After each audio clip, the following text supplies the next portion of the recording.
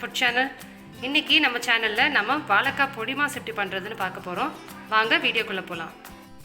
இன்றைக்கி பொரியலுக்கு நான் 2 வாழைக்காய் எடுத்திருக்கேன். இதை வந்து சைடில் கட் பண்ணியிருக்கோங்க. இந்த மாதிரி கட் பண்ணிவிட்டு சென்டரில் கட் பண்ணிக்கோங்க. இதெல்லாம் ஃபுல்லாக மூழ்கிற அளவுக்கு தண்ணி ஊற்றிக்கோங்க.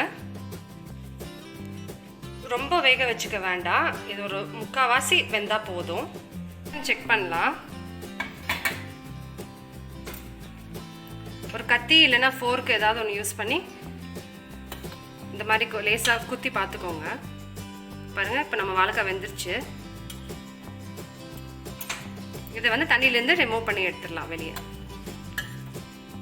நல்லா ஆறட்டும். இப்போ இது நல்லா ஆறிடுச்சு. இந்த தோலெல்லாம் நம்ம அப்படியே ரிமூவ் பண்ணிடணும். இப்போ நம்ம இதை நல்லா துருவி எடுத்துக்கணும். இப்போ எல்லாத்தையும் துருவி எடுத்துட்டோம். பாருங்கள், இந்த மாதிரி நல்லா துருவி எடுத்துக்கோங்க. இதை வந்து நம்ம இப்போ தாளிக்க போகிறோம். ஒரு பாத்திரத்தில் கொஞ்சம் எண்ணெய் சூடு பண்ணிக்கோங்க. அதில் ஒரு 1/4 டீஸ்பூன் கடுகு,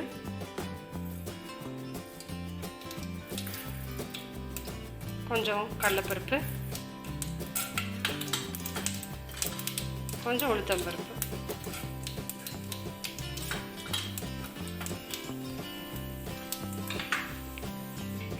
அப்புறம் கொஞ்சம் வெங்காயம் நீல நீளமாக கட் பண்ணிக்கோங்க. கொஞ்சம் வரமிளகாய், 4 வரமிளகாய் போட்டிருக்கேன் நான். அப்புறம் கருவேப்பிலை. இதெல்லாம் லேசாக வதங்கிட்டோம். வெங்காயம் கொஞ்சம் கலர் மாறினோடனே நம்ம துருவி வச்சுருக்கிற வாழைக்காயை போட்டுக்கலாம். கூடவே 1/4 டீஸ்பூன் மஞ்சத்தூள், தேவையான உப்பு போட்டுக்கோங்க. ஒரு 5 நிமிஷத்துக்கு அப்புறம் கொஞ்சம் துருவன தேங்காய் போட்டு நல்லா மிக்ஸ் பண்ணிவிட்டு ஸ்டவ்லேருந்து இறக்கிக்கலாம். இப்போ வாழைக்காய் பொடிமாஸ் ரெடி ஆகிடுச்சு. இந்த வீடியோ எல்லாருக்கும் பிடிச்சிருக்குன்னு நான் நினைக்கிறேன். இந்த ரெசிபியை கண்டிப்பாக உங்கள் வீட்டில் ட்ரை பண்ணிவிட்டு உங்கள் கமெண்ட்ஸை கீழே போடுங்க.